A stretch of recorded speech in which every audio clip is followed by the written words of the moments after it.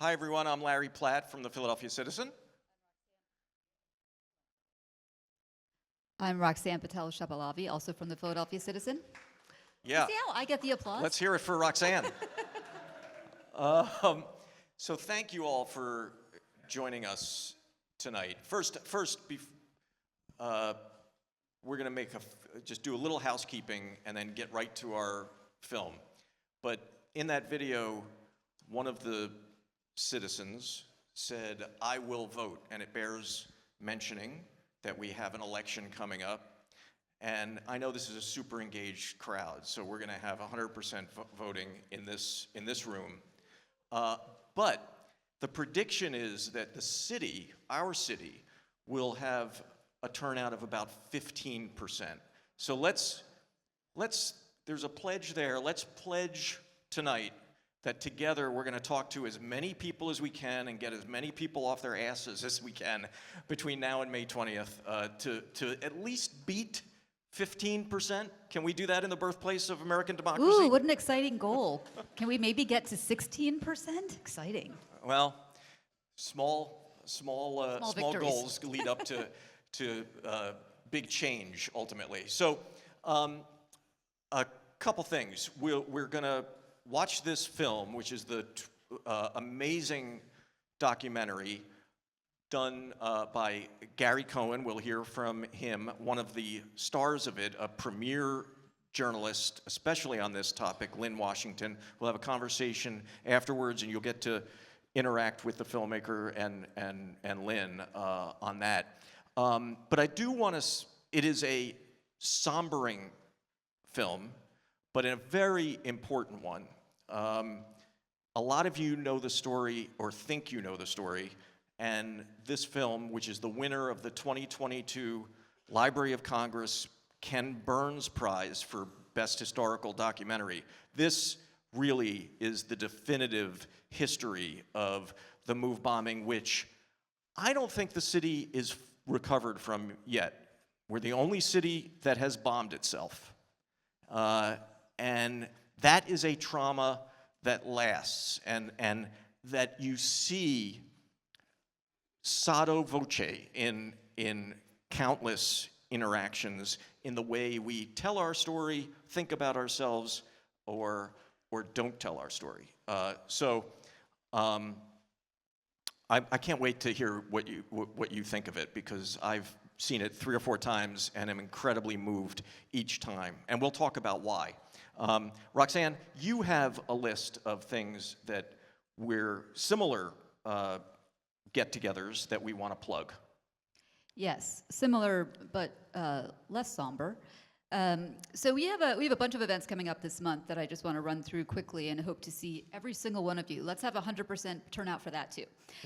So next Monday, May 12th, actually at the Union League, we are hosting Susie Welch, who is the author of Becoming You, which is also the name of a course she teaches. It is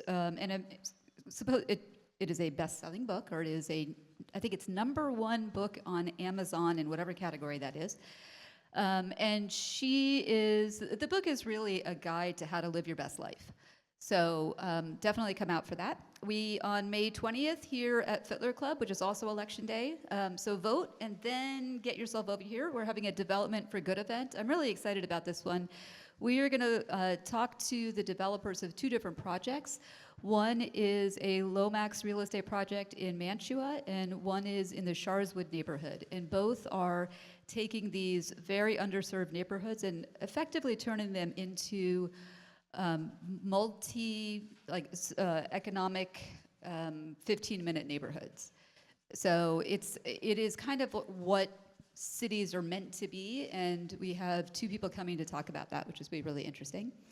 And then we have Integrity Icon, our annual party honoring city workers who go above and beyond their duty to be high integrity and provide the best customer service to Philadelphians. That feels especially pertinent this year when public service employees are really under attack. That's on May 22nd here. And then if you get the Citizen newsletter, you will have seen that we have launched our RAD Awards nominees, looking for kick-ass women in a whole bunch of different categories, who we will honor at a party on July 30th. So definitely think about all the women you think we should be noting in a number of different categories. And one other note on the Integrity Icon event. Former Mayor Michael Nutter will be here for it. He will speak. He will make the awards presentation. And which reminds me that we do a podcast every couple of weeks with Mayor Nutter and former Atlanta Mayor Kasim Reed called How to Really Run a City. It's both fun but also really enlightening in these times where everything is going to depend upon state and local reaction to the chaos that's coming from on high. So if you get a chance, check out How to Really Run a City. And with that, let's eat some popcorn and watch Philly on Fire. Thank you. All right. Let's hear it for Gary Cohen, our filmmaker here.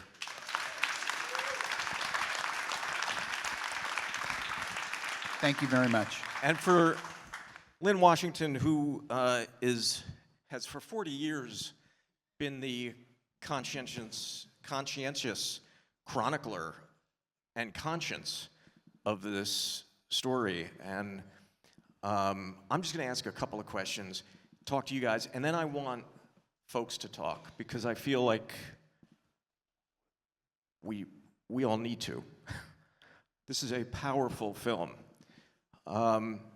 Gary, can you give us the genesis of it? Why did you want to make this film, and when did you start, and so forth? Sure.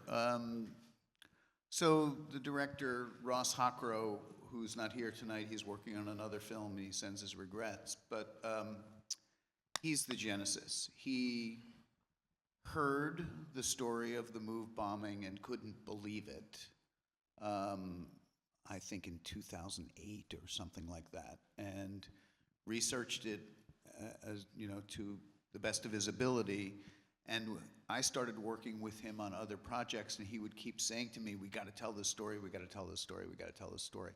And I knew a little bit about the MOVE bombing, very little. I knew the one-sentence description, and I was like, "What?" But I never understood the context underneath it. Anyway, I said to Ross, look, there's one adult survivor. If you're going to make a film, it has to have her, or else there's no reason to make the film. So you get Ramona Africa, and we'll make this film. And he did. So he just reached out to Ramona. I forget exactly how he got to her. And we started talking to her, and then we interviewed her, and that's how it snowballed. That was in 2017. We've been working on it sort of kind of ever since. I mean, certainly not constantly, but and like everything with MOVE, as Linn knows and countless other journalists and storytellers know, it's so complicated that getting the story out is really difficult. But anyway, that's sort of how it got going. Well, and in my own way, I've tried to help you. You have not been able to sell this film. So if people want to watch it, they have to come to something like this. There's no streaming. We have more options today to watch shit, and we can't watch this. 7 years I've been trying to sell this film. I'm not a very good salesman, obviously. It's really mind-blowing to me. I'm proud of the work, but separate and apart from the work, when you live in the world of documentaries, it's the stories that you choose to tell that dominate where it goes. Sure, we made a really nice film. Some people like it, some people might not. I don't, that's that. But the story is this a story that needs to be told? And from where I'm sitting, the answer is obviously yes, this needs to be told. And it's not an easy story, and it's not a simple story, and it doesn't have any famous people in it, or sort of, kind of. And yet, once upon a time, this country told these kinds of stories, no more. And so I've tried really hard to sell this film, and I haven't been able to. So if there's anyone out there who wants to help, we'd still like to get this in front of as many people as we can. One of the reasons for that is it's told with such empathy for so many characters.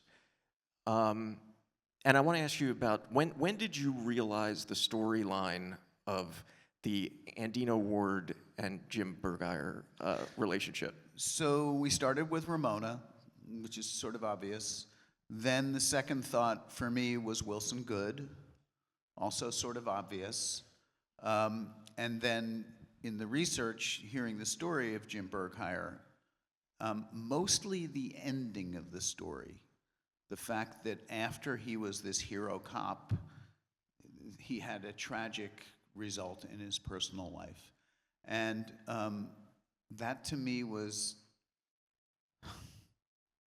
heartbreaking.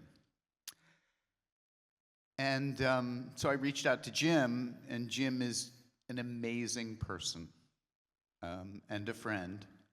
And so those were the three pillars that the story was based on. Linn was an obvious choice. Linn has been following the story for 50, not 40 years. He was a neighbor of MOVE in Powelton Village, and he's going to talk in a minute because I'm going to be done. And then Clifford Bond was the other part of the equation that was critical, because the part of the story that is impossible to understand until you get it is the neighbors. This notion that MOVE had that they were somehow going to improve their condition by terrorizing their neighbors. And they really did terrorize their neighbors. I mean, Linn can talk about it a lot more than me. I wasn't there, but so Clifford Bond was the next ingredient. And we wanted to tell it in the voices of the people who lived it. So there are very few voices in this film. I believe there's 7 total. And the other one is Frank Powell, who, literally dropped the bomb. And when we had the opportunity to include him, we certainly were eager to do that. But the idea is this is an intimate telling of a tragic, epic tale that tells us something about who we are, how our systems work, what tolerance we have or don't have, complicated relationships between people, black and white, and infinite shades of gray. And so it was gratifying. I haven't seen this film with an audience this size before. It was gratifying to experience it with you. Thank you. Mm.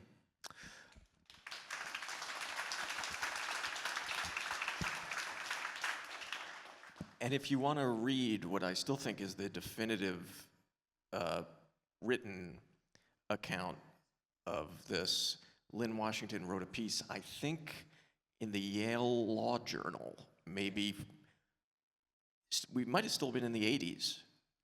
1989. 89.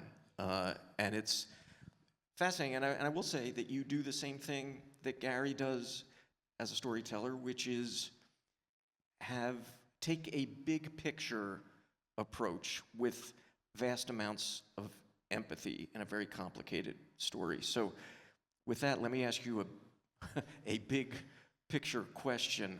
Why is this story relevant today, and what does it mean?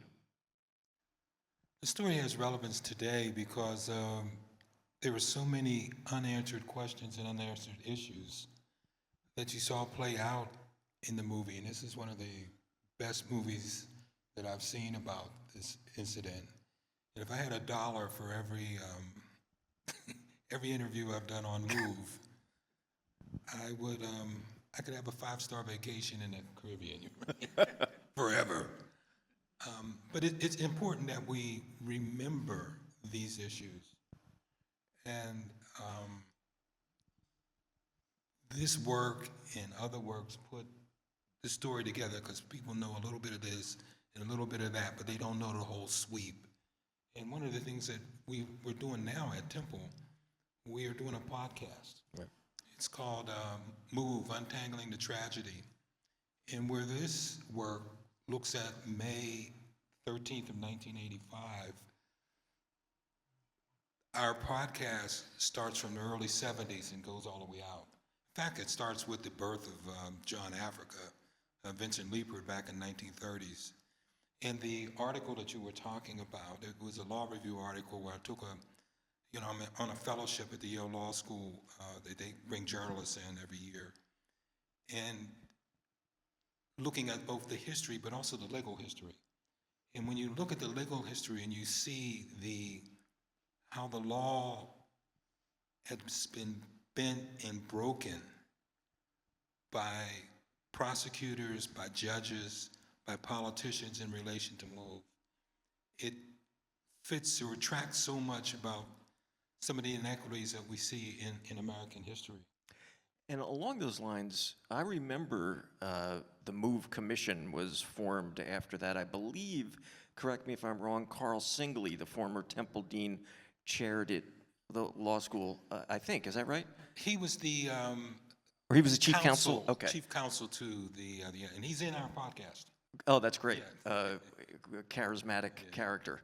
But that commission founding, and it was devastating, what they found on both counts. But why did no one go to jail? Why was no one held accountable here? The American way. I mean, let me just straight up. The fact that there was a MOVE commission was the result of the fact that the then district attorney, Ed Rendell, refused to convene a grand jury. In fact, there was a community effort to get a grand jury composed to take a look at this. They actually took Rendell to court, and he came into court and said, no, we're not going to do it. Then there was the MOVE Commission, did an extraordinary investigation. And then how the legal system played out, there was an effort to try to find some crime against Wilson Good. And when that couldn't happen, they decided that they weren't going to charge anybody. And they got into a whole lot of mumbo jumbo. You hear the commercials about the lawyers, or lawyers talk mumbo jumbo. Well, this is I'm in public, I gotta watch my language. There was a lot of mumbo jumbo on this, and let me just, not to get too inside baseball or inside the law. In order to be, theoretically, law school style, in order to be charged with a crime, you have to have an intent to do it, mens rea. But there were two crimes that could have been charged, and particularly charged with the police commissioner, who not only ordered the bomb to be dropped, but after the fire was started, he said, let the fire burn. I'm going to use the fire as a tactical weapon. There's two crimes where it's not the intent that you do, it's the result that comes out of it. One charge is called reckless endangerment, and the other is called risking a catastrophe. And you don't have to be a lawyer or a law professor or a judge. Dropping a bomb on a house with children next to a 5-gallon can of gasoline that you know is on the roof is a reckless act. Allowing the fire to burn is the classic definition of a reckless act. And then we get to risking a catastrophe. They burned down 61 homes, destroyed the lives of 250 people, in addition to killing 5 children and 6 adults. That is a catastrophe, but no problem. So that was the local crimes, Philadelphia. I guess it was around 88, 89, when the statute of limitation was going to run out on civil rights violations. There was an effort in Philadelphia, and to his credit, the late Senator Arlen Specter was involved in this. And they went to the Reagan administration and said, hey, there were some civil rights violations here.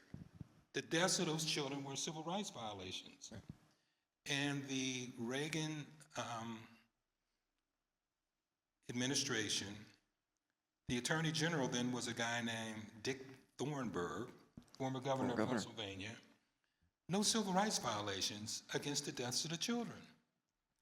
And in their press release announcing that there would be no charges, they actually praised the FBI for their investigative services.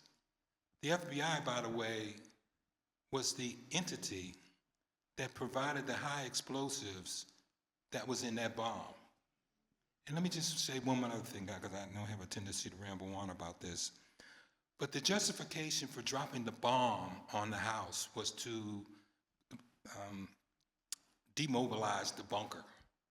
And the plan was to run, get rid of the bunker, run across the roof, drill holes in the roof, put tear gas in and drive the people out. Well, in the morning, what you saw in the film, when they went in on either side of it, to get the officers who were trapped on the two adjoining houses, they blew the whole front of the house off. So if they really wanted to drop tear gas in the house, they could have went in the street and shot it right in the front. There was no need to drop that doggone bomb. But that's what happens. Well, and we live in a time when we live in a post-history moment, right? People are not engaging history. That's why the telling of this and the sharing of it in public is so important, which is why I want to get to you guys. But I want to note two things. One was just the context on that morning in Center City, there was a lot of fanfare. Correct me if I'm wrong, but there was a lot of fanfare because they broke ground at One Liberty Place, in which the skyline was going to exceed, and a lot of people weren't happy about this, was finally going to exceed William Penn atop City Hall. So in one day, you had this signpost of progress, and then by the end of that day, this horrific hellscape. That's one piece of context, and of course, because of my age, I've forgotten the other one. So let's get Roxanne Patel-Shepelavi walking around to hear what you all thought and felt. Say who you are, and let's have a conversation. Who has questions? No speeches, just in the interest of time. Yeah, let's just make it a quick question. I'll hold the mic.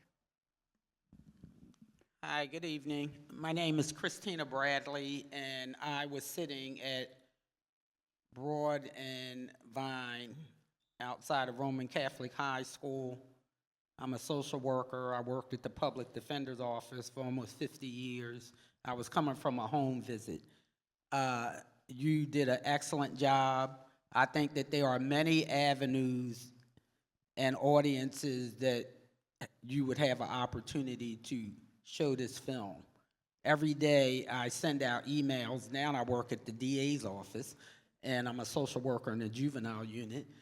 And I send out resource information emails to an ever continually growing group of individuals and agencies. It's up to 200 now. And this is how we communicate and support each other. And I think that there is that avenue and many other avenues. As far as my thoughts on the film, it was emotionally draining and devastating for me to see. And especially at a time like what we're in now, because looking at Rizzo, it just reminded me of Trump. I had the exact same thought. Yeah. Thank you. That's a great idea. I will reach out to you. Who else has a question? It's tough to see. Question. Hi, something stuck with me while I was watching the film. One of the police Can you say your name? officers- Oh, hey, it's Christina. Hi, Christina Griffith. One of the police officers in this film expressed how uncomfortable he felt on that day, and he made it a point to go and see one of the fathers of the victims. The other police officer in this film used the term females to describe the women, the mothers, and the caregivers of the children that were in this building at the time. and this is more of a comment than a question, but that dehumanization, depersonalization, that one moment in the film really stuck out to me, and I want to know what that meant to you as well. For me, I look, you know, obviously the police are a huge, I'll say, character in this film as a collective. The Philadelphia Police Department is kind of the birth of the story of Frank Rizzo and all of that. What I'm most proud of about this film personally is that there is a voice for the police department in this film, and that voice is as humane and compassionate as anyone could ever hope for. And I understand that the police are not uniformly any one thing, and that in this case, this is a horrific chapter in their history. But that man coming forward and being that voice is extraordinary. And yes, so is the action of visiting the family and of feeling that way. I don't think that's the norm. I don't know. But I'm also struck by that more than the contrast with, you know, the other thing that you mentioned. And by the way, this is 1985. Rizzo has not been mayor since 79. 79, yeah. So, but it's kind of still his police department, isn't it?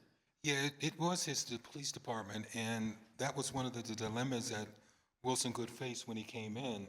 He had campaigned on to get rid of police brutality, to try to take care of it, but he somehow had made an arrangement, or in his mind at least, that he wasn't going to bring somebody in from the outside. So he had to find somebody within the police department who wasn't aligned with Rizzo. And he opted, which he later admitted that was the worst mistake he ever made, but he opted to take the person who was the head of the police academy, who had a master's degree. But what he didn't know is that guy was put in a police academy because he had messed up everything else he did. And that guy was Gregor Sambor. May 1985 begins with Gregor Sambor going to clean up drug corners. He notifies the media that he's going to be at a certain drug corner at 4 o'clock. The media's there at 3:45. The drug dealers say, "What are you doing here?" "We're going to do a drug bust." Well, the drug dealers go away. They end up arresting hundreds of people and have to pay money on it. Then in the middle of the month, we saw what happened. At the end of the month, a police officer was killed in the Spring Garden neighborhood. They did a dragnet, arresting people from 16 to 65 to try to find out who did it. And that ended up in federal court and a lot of money coming out. So Gregor Sambor was not aligned with Rizzo, but Gregor Sambor, well, we saw what Gregor Sambor Was aligned with incompetence. Yeah, yeah. Who else wants to say anything? Coming.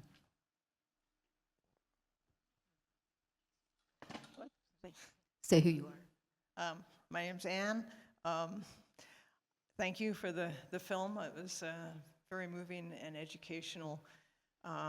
So I have a comment and then just a couple of factual questions. So I'm on Nextdoor, and I'm just amazed constantly at how much support I continue to see about Frank Rizzo. And, you know, they want the statue down in South Philly someplace. And I just moved here from California the end of July. So this is very helpful for me historically. My two questions are, Ramona Africa, what was she charged with? And Inciting a riot. oh my God. Okay, thank you. Did I get that right, Lynn? Yes, inciting a riot, yeah. And when were Mike and Debbie finally released from prison? And has anyone else from the 9 been released? Actually, Lynn is probably the right person to Yeah. answer that. Debbie came out at about 39 years. It was, I think it was in 2017. Her husband, Mike Sr., was the year after that. And then the others, it would be Janine, Janet, Eddie, Delbert. Delbert, and then Chucky. Delbert and Chucky have passed. Delbert contracted cancer while he was in prison and was never treated. So within 6 months of his release, he moved on, no pun intended. A similar sort of thing happened with Chucky, and Janine, Janet, and Eddie are still out and moving around. And Ramona is too. Ramona is really in bad health, and some people feel that because of all of the toxins that she breathed in, they're starting to come back. And the burns that you saw here, they're now keloid. And something that I just found out when we were doing this podcast, in prison there was something happened, and both of her wrists were broken. So they're, it's kind of disfigured. So a lot of ugliness has followed this. Well, 2 of them died in prison. But the interesting thing, I'm gonna watch my words, it's not really interesting. 12 people were arrested in 1978. 9 went to court and represented themselves. They're gonna put the system on trial. We see what happened, 30 to 100-year sentences. There was one MOVE member who broke off and was represented by an attorney. She was acquitted of all of the charges from 1978, but was convicted for something that happened a year earlier. And then she turned around and sued her attorney for ineffective assistance to counsel for failing to allow her to represent herself and get convicted. And then the other 2 people one charges were dropped against within 2 weeks. Another one went to trial and was acquitted. So there was legally options for a lot of those, particularly the 5 women from the MOVE 9. But they opted to put the system on trial instead of trying to extract themselves from those charges. I think we can take one more. Is that good? Thank you. Oh, sorry. Hi, should I stand? No. My name is Kate, and I'm from West Philly. I'm very familiar about this. I watched from 48th and Cedar, and thank you for all of this. I do have a 2-part question. There's another podcast called Murder at Ryan's Run, and it follows something, I guess, more contemporary in that it follows later members of MOVE and members who have felt betrayed and have since defected from MOVE. And I'm wondering, was there some thought on your part about covering them and what that decision was like? Yeah, thank you. No, frankly. My interest was in the bombing and in deconstructing the bombing. The events of that podcast are really all about stuff that has happened far more recently than this. And, it's just, yes, a lot of the tentacles of this story extend into that story. But, when you tell historical stories, you have to create a dividing line and an organizing principle, and the principle was that bomb, that day, that fire. And so it was never part of my thinking. Do we have time for one more? Yeah. Hi, I'm Jamila Harris Marson, West Philly resident. I was just curious, and this is for both of you, but more for Lynn. Having followed this for so many decades, and there's just so many complexity and layers to this story.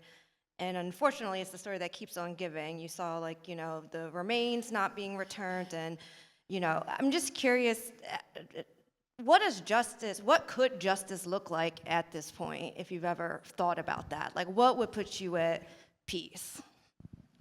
That's a good question. What puts me at peace is that the story is finally being told, and the story is continually being told. But when that question is put to MOVE members, in fact, they have said this, the ones who have been released, the question that was put to them, well, what does justice look like? They said, well, you've killed our kids. You can't bring our children back. What would be justice for us is the release of Mumia Abu-Jamal. He's a Philadelphia journalist who was convicted, and evidence would indicate wrongfully, for the murder of a police officer. And, you know, the MOVE has been asked, what do you want? They've said, this is what they want. And the system just blows them off. And that's one of the things that we've seen throughout history, where, you know, the system just blows off the things. I mean, I look back in May of 1921. There was that incident in Tulsa, Oklahoma, where a whole neighborhood was burned down. The grand jury said that the incident was not the result of racist activity. It was black people trying to get their rights. And that justified the neighborhood being destroyed. So, you know, what would justice look like? For MOVE, it would be the release of Mumia Abu-Jamal, who's been in jail for over 40 years now. Well, I think we have to break here, but I do sense that. Did you want to say something real quick? Let's give this young lady in front a quick, because she looked so despondent when I said we have to break. I You could must hear be an easy Say who you are. parent. Hi, my name is Pam. Currently, the city of Philadelphia spends about $200,000 a year having police presence in this area. I'm curious if you think that's necessary or if those funds could be better allocated to support the neighborhood now. Which neighborhood? Which neighborhood? On Osage. I wasn't aware, and I don't know. I've been back a few times. Yeah. There was a time when they initially rebuilt the houses, and they would not return 6221 to Louise James, and they actually turned that house into a mini station. But now the houses have been rebuilt again, and they're pretty much all occupied, and the police are not having that kind of a presence there. Yeah, so. Wait, did you say that they turned the MOVE house into a police mini station? Yes, 6221 was a police mini, and they would just have an officer sitting there. Because most of the block was abandoned because the people couldn't stay in the houses because they were in such bad shape. Some people did stay in. And when we talk about Ramona and the things that happened to her in terms of her conviction, but the people themselves, they were treated horribly by the courts. There was one incident where they received a jury verdict of $500,000 settlement, and the city took it up to the Third Circuit Court of Appeals, the Federal Appeals Court. And the appeals court reduced reduced that money back down. It's like $100,000 or something. And what they said was, the then mayor of the city, Ed Rendell, a lawyer and former DA, had given the neighbors a promise, and the court said, well, it wasn't Rendell that should have given the promise, it was somebody who worked for Rendell that should have given him the promise. I mean, just twisting stuff up. And, And also, wasn't it the case that the developer who was given all this money to refurbish these homes embezzled all that money? Is that correct? Yeah, he when he initially got the money to rebuild the houses, he goes out and buys a Jaguar, and then goes on a vacation in the Bahamas, and then the houses got So only two people that ended up being charged and subsequently going to trial was Ramona Africa, and then the initial developer, Ernest Edwards. No one else was charged. And it doesn't mean that, you're charged, it doesn't automatically mean you're to be convicted, but just the process, the fairness, so that there wouldn't be those double standards of justice. Well, all the more reason why it's so important to tell these stories and keep this story alive, because I think there's been a sort of collective denial about it and this underlying trauma of the Philadelphia story as a result of that. So I can't thank you enough, Gary and Ross in absentia, and Linn for your continued truth-telling. and all of you for coming out to watch Thank you this for coming. film. Absolutely. Yeah. Really appreciate it. Thank you.